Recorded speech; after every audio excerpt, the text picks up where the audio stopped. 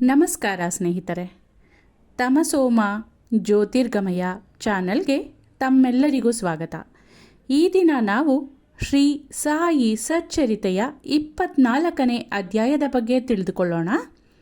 ಈ ಅಧ್ಯಾಯದಲ್ಲಿ ಬಾಬಾ ಅವರ ಹಾಸ್ಯ, ಹೇಮಾಡಪಂತರ ಪುಟಾಣಿ ಅಂದರೆ ಹುರಿಗಡಲೆ, ಸುಧಾಮ, ಅಣ್ಣ ಚಿಂಚಣೀಕರ, ಮಾವಸಿಬಾಯಿ ಇವರ ಬಗ್ಗೆ ಹೇಮಾಡಪಂತರು ತಿಳಿಸ್ಕೊಟ್ಟಿದ್ದಾರೆ.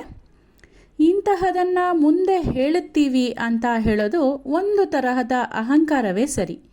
ಅಹಂಕಾರವನ್ನು ಗುರುವಿನ ಪಾದಗಳಿಗೆ ಅರ್ಪಿಸದಿದ್ದರೆ ನಮ್ಮ ಕಾರ್ಯದಲ್ಲಿ ನಾವು ಜಯಗಳಿಸಲಾಗುವುದಿಲ್ಲ. ಅಹಂಕಾರ ರಹಿತರಾದರೆ ಮಾತ್ರ ನಮಗೆ ಜಯ ಖಂಡಿತ. ಸಾಯಿಬಾಬಾ ಅವರ ಆರಾಧನೆಯಿಂದ ಪ್ರಾಪಂಚಿಕ ಮತ್ತು ಪಾರಮಾರ್ಥಿಕ ಸುಖಗಳನ್ನು ಹೊಂದಬಹುದು ಮತ್ತು ಶಾಂತಿ ಪಡೆಯಬಹುದು. ಯಾರಿಗೆ ಇವುಗಳನ್ನು ಸಾಧಿಸಬೇಕೆಂಬ ಆಸೆ ಇರುವುದೋ ಅಂಥವರು ಸಾಯಿಬಾಬಾ ಅವರ ಲೀಲೆಗಳನ್ನು ಶ್ರವಣ ಮಾಡಿ ಧ್ಯಾನಿಸಬೇಕು. ಇದನ್ನು ಅಭ್ಯಾಸ ಮಾಡಿದರೆ ಗುರಿ ಸಾಧಿಸಿದಂತೆ. ಸಾಮಾನ್ಯವಾಗಿ ಹಾಸ್ಯ ಮತ್ತು ವಿನೋದವೆಂದರೆ ಎಲ್ಲರಿಗೂ ಪ್ರಿಯವಾದದ್ದು. ಆದರೆ ತಾವೇ ಹಾಸ್ಯಕ್ಕೆ ಗುರಿಯಾಗಲು ಯಾರೂ ಇಷ್ಟಪಡುವುದಿಲ್ಲ. ಬಾಬಾ ಅವರ ರೀತಿ ವಿಚಿತ್ರವಾಗಿತ್ತು. ಅವರ ವಿನೋದಗಳು ಬೋಧಪ್ರದವಾಗಿಯೂ ಮನರಂಜಕವಾಗಿಯೂ ಇದ್ದವು. ಆದ್ದರಿಂದ ಭಕ್ತರು ಅನ್ಯತಾ ಭಾವಿಸ್ತಾ ಇರಲಿಲ್ಲ. ತಮಗೆ ಸಂಬಂಧಿಸಿದ ಇಂಥ ಒಂದು ಕಥೆಯನ್ನು ಈ ರೀತಿ ಹೇಮಾಡಪಂತರು ವಿವರಿಸಿ ಹೇಳಿದ್ದಾರೆ. ಪುಟಾಣಿ ಲೀಲೆ ಅಂದರೆ ಹುರಿಗಡಲೆಯ ಲೀಲೆ. ಪ್ರತಿ ಭಾನುವಾರ ಶಿರಡಿಯಲ್ಲಿ ಸಂತೆ ನಡೆಯುತ್ತಿತ್ತು. ಆ ದಿನ ಮಸೀದಿಯಲ್ಲಿ ಸಹ ಜನಜಂಗುಳಿ ನೆರೆದಿರ್ತಾ ಇತ್ತು. ಒಂದು ಭಾನುವಾರ ಹೇಮಾಡಪಂತರು ಬಾಬಾ ಅವರ ಮುಂದೆ ಕುಳಿತು ಅವರ ಕಾಲುಗಳನ್ನು ಒತ್ತುತ್ತಾ ಇದ್ದರು. ಶ್ಯಾಮ ಅವರು ಬಾಬಾ ಅವರ ಎಡಗಡೆಗೂ, ವಾಮನರಾವ ಬಾಬಾ ಅವರ ಬಲಗಡೆಗೂ ಕುಳಿತಿದ್ದರು. ಬಾಪು ಸಾಹೇಬ ಬೂಟಿ ಮತ್ತು ಕಾಕಾ ಸಾಹೇಬ ದೀಕ್ಷಿತ ಅವರು ಸಹ ಅಲ್ಲಿ ಹಾಜರಿದ್ದರು. ಆಗ ಶ್ಯಾಮ ಹೇಮಾಡಪಂತರನ್ನು ನೋಡಿ ನಗುತ್ತಾ, ಇದೇನು ನಿನ್ನ ಕೋಟಿನ ತೋಳುಗಳಿಗೆ ಕಾಳುಗಳು ಹತ್ತಿಕೊಂಡಿವೆ ಅಂತ ಕೇಳಿದ್ರು. ಆಗ ಹೇಮಾಡಪಂತರು ತಮ್ಮ ತೋಳನ್ನು ಅಲ್ಲಾಡಿಸಿದ್ರು. ಆಗ ಕೆಲವು ಪುಟಾಣಿ ಕಾಳುಗಳು ಉರುಳಿ ಕೆಳಗೆ ಬಿದ್ದವು.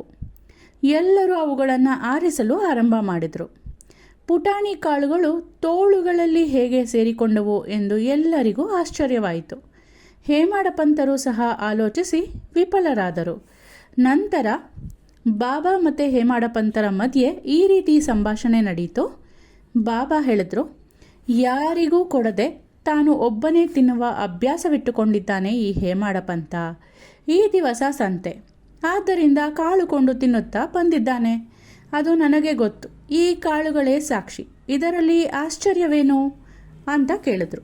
ಆಗ ಹೇಮಾಡಪಂತರು, ಬಾಬಾ, ನಾನು ಒಬ್ಬಂಟಿಗನಾಗಿ ತಿನ್ನುವುದನ್ನೇ ಅರಿಯೆನು. ನನ್ನ ಮೇಲೆ ಅಪವಾದವೇಕೆ? ನಾನು ಇದುವರೆಗೂ ಸಂತೆಯನ್ನೇ ನೋಡಿಲ್ಲ, ಸಂತೆಗೆ ಹೋಗಿಯೂ ಇಲ್ಲ. ಆದ್ದರಿಂದ ನಾನು ಪುಟಾಣಿ ಕೊಳ್ಳಲು ಹೇಗೆ ಸಾಧ್ಯ? ಪುಟಾಣಿಯನ್ನು ನಾನು ತರದೇ ಇದ್ದಾಗ ನಾನೊಬ್ಬನೇ ತಿನ್ನುವ ಪ್ರಶ್ನೆ ಹೇಗೆ ಬರುತ್ತದೆ? ನನ್ನೊಡನೆ ಇರುವವರಿಗೆ ಹಂಚದೆ ನಾನು ಏನನ್ನೂ ತಿನ್ನುವುದಿಲ್ಲ ಅಂತ ಹೇಳಿದ್ರು. ಆಗ ಬಾಬಾ, ಹೌದು, ನೀನು ನಿನ್ನೊಡನೆ ಇರುವವರಿಗೆಲ್ಲರಿಗೂ ಹಂಚಿ ತಿನ್ನುವೆ ಅನ್ನೋದು ನಿಜ. ಯಾರೂ ನಿನ್ನ ಸಮೀಪದಲ್ಲಿ ಇಲ್ಲದಿದ್ದರೆ ಏನು ಮಾಡುವೆ? ತಿನ್ನುವ ಮೊದಲು ನನ್ನನ್ನು ಜ್ಞಾಪಿಸಿಕೊಳ್ಳುವೆಯೋ? ನನಗೇನಾದರೂ ಕೊಡುವೆಯೋ ಅಂತ ಬಾಬಾ ಕೇಳಿದ್ರು. ಇದರ ನೀತಿ ಏನು ಅಂತಂದರೆ, ಇದರಿಂದ ಬಾಬಾ ಯಾವ ನೀತಿಯನ್ನು ಹೇಳಿದ್ದಾರೆಂಬುದನ್ನು ಗಮನಿಸೋದಾದರೆ, ನಮ್ಮ ಇಂದ್ರಿಯಗಳು ವಿಷಯಗಳಿಂದ ಸಂತೋಷ ಪಡುವ ಮುನ್ನ ನಾವು ಪರಮಾತ್ಮನನ್ನು ಸ್ಮರಿಸಬೇಕು. ಇಂದ್ರಿಯಗಳು ಅಭಿಲಾಷೆ ಇರದೆ ಇರಲಾರವು. ಆದರೆ ವಿಷಯಗಳನ್ನು ಮೊದಲು ಗುರುವಿಗೆ ಅರ್ಪಣೆ ಮಾಡಿದರೆ ಅವುಗಳಲ್ಲಿ ನಮಗೆ ಮೋಹ ಉಂಟಾಗುವುದಿಲ್ಲ.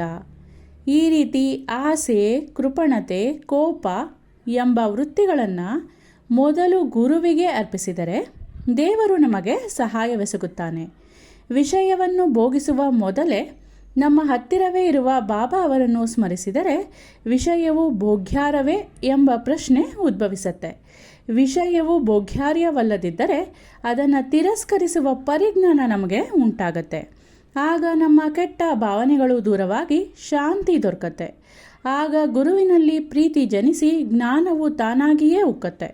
ಜ್ಞಾನ ಉದಯವಾದರೆ ಈ ದೇಹ ಸ್ಮೃತಿ ಎಂಬ ಬಂಧನದಿಂದ ಮುಕ್ತವಾಗಿ ನಮ್ಮ ಬುದ್ಧಿಯು ಚೈತನ್ಯ ಸ್ಮೃತಿಯಲ್ಲಿ ಲೀನವಾಗುತ್ತೆ. ಆಗ ನಾವು ಹರ್ಷ ಮತ್ತು ತೃಪ್ತಿಯನ್ನು ಪಡಿತೀವಿ. ಆಗ ಗುರುವಿಗೂ ಪರಮಾತ್ಮನಿಗೂ ವ್ಯತ್ಯಾಸ ಕಂಡು ಬರೋದಿಲ್ಲ. ಆದ್ದರಿಂದ ಈ ಭೇದ ಭಾವ ಬದಿಗಿಟ್ಟು ದೇವರು ಮತ್ತು ಗುರು ಇವರು ಒಂದೇ ಎಂಬ ಭಾವನೆಯಿಂದ ಮೇಲೆ ಹೇಳಿದ ರೀತಿಯಲ್ಲಿ ಗುರುವಿನ ಸೇವೆ ಮಾಡಿದ್ರೆ ಪರಮಾತ್ಮನು ಮೆಚ್ಚಿ ನಮಗೆ ಆತ್ಮ ಜ್ಞಾನವನ್ನು ದಯಪಾಲಿಸ್ತಾನೆ. ಸಂಕ್ಷಿಪ್ತವಾಗಿ ಹೇಳುವುದಾದರೆ, ಯಾವ ವಸ್ತುವನ್ನು ಗುರುವಿನ ಸ್ಮರಣೆ ಇಲ್ಲದೆ ಇಂದ್ರಿಯಗಳಿಗೆ ನಾವು ಅರ್ಪಿಸಬಾರದು. ನಮ್ಮ ಮನಸ್ಸು ಈ ರೀತಿ ತಯಾರಾದರೆ ನಮಗೆ ಯಾವಾಗಲೂ ಬಾಬಾರವರ ನೆನಪು ಬಂದು ನಮ್ಮ ಧ್ಯಾನವು ಶೀಘ್ರವಾಗಿ ಬೆಳೆಯುತ್ತೆ. ಬಾಬಾ ಅವರ ಸಗುಣ ರೂಪವು ನಮ್ಮದೇ ಆಗತ್ತೆ. ಈ ರೀತಿ ಬಾಬಾ ಅವರ ರೂಪವನ್ನು ನಮ್ಮ ಮಾನಸಿಕ ದೃಷ್ಟಿಯಲ್ಲಿ ನೆಲೆಗೊಳಿಸಿದಾಗ ಹಸಿವು, ತೃಷೆ ಮತ್ತು ಸಂಸಾರದ ಸುಖ ಎಲ್ಲವೂ ಮಾಯವಾಗಿ ನಮಗೆ ಶಾಂತಿ ದೊರೆಯುತ್ತೆ. ಈಗ ಸುಧಾಮನ ಕತೆ ಅಂದರೆ ಶ್ರೀಕೃಷ್ಣನ ಪರಮ ಸ್ನೇಹಿತ ಸುಧಾಮನ ಕಥೆಯನ್ನು ಕೇಳೋಣ. ಈ ಮೇಲಿನ ಕಥೆಯನ್ನು ಹೇಳುತ್ತಿರುವಾಗ ಹೇಮಾಡ ಪಂತರಿಗೆ ಇದೇ ನೀತಿಯನ್ನು ನಿರೂಪಿಸಿದ ಸುಧಾಮನ ಕತೆ ನೆನಪಿಗೆ ಬಂದು ಅದನ್ನು ಈ ರೀತಿ ವಿವರಿಸ್ತಾ ಇದ್ದಾರೆ.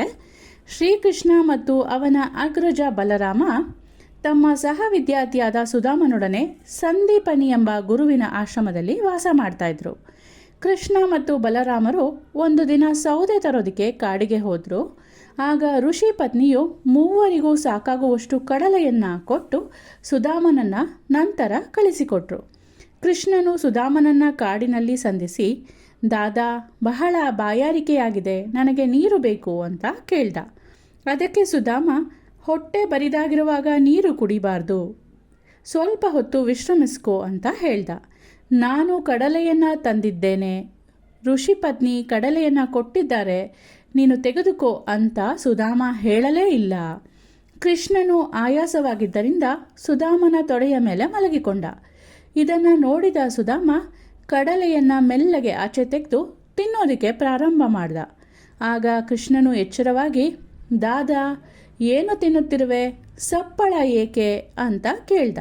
ಅದಕ್ಕೆ ಸುಧಾಮ, ತಿನ್ನುವುದಕ್ಕೇನಿದೆ, ಚಳಿಯಿಂದ ನಡುಗುತ್ತಿದ್ದೇನೆ, ವಿಷ್ಣು ಸಹಸ್ರನಾಮವನ್ನು ಉಚ್ಚರಿಸಲು ಸಹ ಆಗುತ್ತಿಲ್ಲ ಅಂತ ಹೇಳ್ದ. ಇದನ್ನು ಕೇಳಿ ಸರ್ವಜ್ಞನಾದ ಕೃಷ್ಣ, ನಾನೊಂದು ಕನಸನ್ನು ಕಂಡೆ, ಅದರಲ್ಲಿ ಒಬ್ಬನು ಬೇರೆಯವರಿಗಾಗಿ ಕೊಟ್ಟ ಪದಾರ್ಥವನ್ನು ಅವರಿಗೆ ತಿಳಿಯದಂತೆ ತಿನ್ನುತ್ತಾ ಇದ್ದ. ಅವನನ್ನು ವಿಚಾರಿಸಿದಾಗ, ಏನಿದೆ ತಿನ್ನುವುದಕ್ಕೆ, ಮಣ್ಣು ತಿನ್ನಲಿ ಅಂತ ಉತ್ತರ ಕೊಟ್ಟ. ಅದಕ್ಕೆ ಇನ್ನೊಬ್ಬ, ಅದು ಹಾಗೆಯೇ ಆಗಲಿ ಅಂತ ಅಂದ. ಇದು ನನ್ನ ಕನಸು ಮಾತ್ರ, ನನ್ನನ್ನು ಬಿಟ್ಟು ನೀನೇನು ತಿನ್ನೋದಿಲ್ಲ ಅಂತ ನನಗೆ ಗೊತ್ತಿದೆ, ಕನಸಿನ ಪ್ರೇರಣೆಯಿಂದ ನಿನ್ನನ್ನು ಕೇಳಿದೆ ಅಷ್ಟೇ ಅಂತ ಕೃಷ್ಣ ಸುಧಾಮನಿಗೆ ಹೇಳ್ದ. ಸುಧಾಮನಿಗೆ ಕೃಷ್ಣನ ಸರ್ವಜ್ಞತೆ ಲೀಲೆಗಳು ಸ್ವಲ್ಪ ಮಟ್ಟಿಗಾದರೂ ತಿಳಿದಿದ್ರೆ ಈ ರೀತಿ ವರ್ತಿಸ್ತಾ ಇರಲಿಲ್ಲ. ಕೃಷ್ಣನಿಗೆ ವಿಷಯ ತಿಳಿಸ್ದಿರಾ ತಾನೊಬ್ಬನೇ ಕಡಲೆಯನ್ನು ತಿಂತಾ ಇರಲಿಲ್ಲ. ಆದರೆ ಅವನು ಈ ರೀತಿ ತಪ್ಪು ಮಾಡಿದ್ದನ್ನು ಅನುಭವಿಸಲೇಬೇಕಾಯಿತು. ಆದ್ದರಿಂದಲೇ ಸುಧಾಮ ಶ್ರೀಕೃಷ್ಣನ ಸ್ನೇಹಿತನಾಗಿದ್ದರೂ ಸಹ ತನ್ನ ಜೀವಮಾನದಲ್ಲಿ ಅವನು ಕಡು ಬಡತನವನ್ನು ಅನುಭವಿಸಬೇಕಾಯಿತು. ನಂತರ ಕೊನೆಯಲ್ಲಿ ತಾನೇ ಸ್ವತಃ ಮಾಡಿದ ಒಂದು ಹಿಡಿ ಅವಲಕ್ಕಿಯನ್ನು ಶ್ರೀಕೃಷ್ಣನಿಗೆ ಮನಪೂರ್ವಕವಾಗಿ ಅರ್ಪಿಸಿದಾಗ ಶ್ರೀಕೃಷ್ಣನು ಅದನ್ನು ಮೆಚ್ಚಿ ಒಂದು ಸುವರ್ಣ ನಗರವನ್ನೇ ಸುಧಾಮನಿಗೆ ಕೊಟ್ಟ.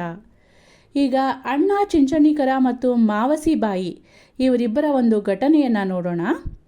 ಬಾಬಾ ಅವರು ಶಾಂತಿ ದೂತರ ಪಾತ್ರವನ್ನು ವಹಿಸಿದ ಸರಸ ಘಟನೆಯನ್ನು ಈಗ ಹೇಮಾಡ ಪಂತರು ವಿವರಿಸ್ತಾ ಇದ್ದಾರೆ. ಅಣ್ಣ ಚಿಂಚಣಿಕರ ಅಂದರೆ ಇವರು ದಾಮೋದರ ಬಾಬರೇ ಅಂತ ಕರೀತಾರೆ. ಈ ಭಕ್ತರು ಬಹಳ ನಿಷ್ಠೂರವಾದಿಯಾಗಿದ್ದರು, ಯಾರಿಗೂ ಹೆದರ್ತಾ ಇರಲಿಲ್ಲ, ಎಲ್ಲ ವ್ಯವಹಾರಗಳನ್ನು ಚೊಕ್ಕಟ್ಟಾಗಿ ಇಟ್ಟಿದ್ರು. ಬಾಹ್ಯದಲ್ಲಿ ನಿರ್ದಯನಾಗಿ ಕಂಡರು, ಅವರು ಒಳ್ಳೆಯ ಮನಸ್ಸಿನವನಾಗಿದ್ದರು. ಆದುದರಿಂದ ಬಾಬಾ ಅವರು ಅವರನ್ನು ಬಹಳನೇ ಪ್ರೀತಿಸ್ತಾ ಇದ್ರು. ಒಂದು ದಿನ ಎಲ್ಲರೂ ತಮ್ಮದೇ ಆದ ರೀತಿಯಲ್ಲಿ ಬಾಬಾ ಅವರ ಸೇವೆ ಮಾಡ್ತಾಯಿದ್ರು. ಅಂತೆಯೇ ಚಿಂಚಣೀಕರ ಸಹ ಬಾಬಾ ಅವರ ಎಡಗೈಯನ್ನು ತಿಕ್ಕುತ್ತಾ ಇದ್ರು. ಬಲಗೈಯನ್ನು ವೇಣುಬಾಯಿ ಕೌಜಲಗಿ ಎಂಬ ಒಬ್ಬ ಮುದುಕಿ, ಅವರನ್ನು ಬಾಬಾ ತಾಯಿ ಅಂತ ಕೂಡ ಕೆಲವರು ಕರೀತಾರೆ, ಅವ್ರನ್ನ ಮಾವಸಿ ಬಾಯಿ ಅಂತ ಕೂಡ ಕರೀತಾರೆ. ಆಕೆ ಬಾಬಾ ಅವರ ಬಲಗೈಯನ್ನು ತಿಕ್ತಾ ಇದ್ಲು. ಅವಳ ಆತ್ಮ ಪರಿಶುದ್ಧವಾಗಿತ್ತು. ಅವಳು ಬಾಬಾ ಅವರನ್ನು ತಬ್ಬಿಕೊಂಡು ಅವರ ಹೊಟ್ಟೆಯನ್ನು ತಿಕ್ತಾ ಇದ್ಲು. ಹೀಗೆ ತಿಕ್ಕುತ್ತಿರಬೇಕಾದ್ರೆ ಹೊಟ್ಟೆ ಮತ್ತು ಬೆನ್ನು ಸೇರಿಕೊಂಡು ಒಂದೇ ಸಮನಾದವು. ಎಡಭಾಗದಲ್ಲಿದ್ದ ಚಿಂಚಣೀಕರ ಅಲುಗಾಡದೆ ನಿಂತಿದ್ರು.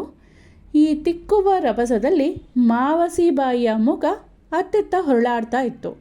ಹೀಗೆ ಸೇವೆ ಮಾಡ್ತಿದ್ದಾಗ ಮಾವಸಿಬಾಯಿಯ ಮುಖ ಅಣ್ಣ ಚಿಂಚಣೀಕರ ಅವರ ಮುಖಕ್ಕೆ ತಗಲ್ತು. ಆಗ ಅವಳು, ಈ ಅಣ್ಣ ಬಹಳ ತುಂಟ, ನನಗೆ ಮುತ್ತಿಡಲು ಪ್ರಯತ್ನಿಸುತ್ತಿದ್ದಾನೆ, ಮುದುಕನಾಗಿದ್ದಾನೆ, ಆದರೂ ಇವನಿಗೆ ಸ್ವಲ್ಪವೂ ನಾಚಿಕೆ ಇಲ್ಲ ಅಂತ ಟೀಕೆ ಮಾಡಿದ್ಲು. ಇದನ್ನು ಕೇಳಿ ಅಣ್ಣ ಚಿಂಚಣೀಕರರವರು ಕೋಪಗೊಂಡು, ನೀನು ನನಗೆ ತುಂಟನೆಂದೆಯಾ? ನಾನೇನು ಅಷ್ಟು ಮೂರ್ಖನೋ? ನೀನು ಕಾಲು ಕೆದರಿ ಜಗಳವಾಡುತ್ತಿರುವಿ ಅಂತ ಹೇಳಿದರು. ಅಲ್ಲಿ ನೆರೆದವರೆಲ್ಲರೂ ಈ ಹಾಸ್ಯವನ್ನು ನೋಡಿ ಆನಂದಿಸ್ತಾ ಇದ್ರು. ಬಾಬಾ ಮಾತ್ರ ಇಬ್ಬರನ್ನು ಸಮಭಾವದಿಂದ ಕಾಣುತ್ತಿದ್ದು ಅವರು ಇಬ್ಬರನ್ನ ಸಮಾಧಾನಪಡಿಸಲು ಯತ್ನಿಸಿದರು. ಆಗ ಅವರು ಪ್ರೀತಿಯಿಂದ, ಓ ಅಣ್ಣ, ಅನಾವಶ್ಯಕವಾಗಿ ಯಾಕೆ ಈ ಜಗಳ? ತಾಯಿಯು ಮಗನನ್ನು ಮುತ್ತಿಡುವುದರಲ್ಲಿ ತಪ್ಪೇನಿದೆ? ನನಗರ್ಥವಾಗುವುದಿಲ್ಲ. ಅದರಲ್ಲಿ ಪಾಪವೇನಿದೆ ಅಂತ ಹೇಳಿದರು. ಇದನ್ನು ಕೇಳಿದ ಮೇಲೆ ಇಬ್ಬರು ಕೂಡ ಸಮಾಧಾನ ಹೊಂದಿದ್ರು. ಬಾಬಾರವರು ಭಕ್ತರ ಅಧೀನರಾಗಿದ್ದರು. ಈ ಕುರಿತು ಒಂದು ಘಟನೆ ಹೀಗಿದೆ. ಬಾಬಾ ತಮ್ಮ ಭಕ್ತರು ತಮ್ಮನ್ನು ಮನ ಬಂದಂತೆ ಆರಾಧಿಸೋದಕ್ಕೆ ಅನುಮತಿ ನೀಡಿದರು. ಯಾರೂ ಈ ವಿಷಯದಲ್ಲಿ ಹಸ್ತಕ್ಷೇಪ ಮಾಡಲಾಗ್ತಿರಲಿಲ್ಲ. ಒಂದು ಉದಾಹರಣೆಯನ್ನು ನೋಡೋದಾದರೆ, ಒಂದು ಸಂದರ್ಭದಲ್ಲಿ ಮಾವಸಿಬಾಯಿ ಬಾಬಾರವರ ಹೊಟ್ಟೆಯನ್ನು ತಿಕ್ತಾ ಇದ್ರು. ಅವಳ ಉಜ್ಜುವ ರಭಸವನ್ನು ನೋಡಿ ಎಲ್ಲರೂ ಗಾಬರಿಗೊಂಡಿದ್ರು.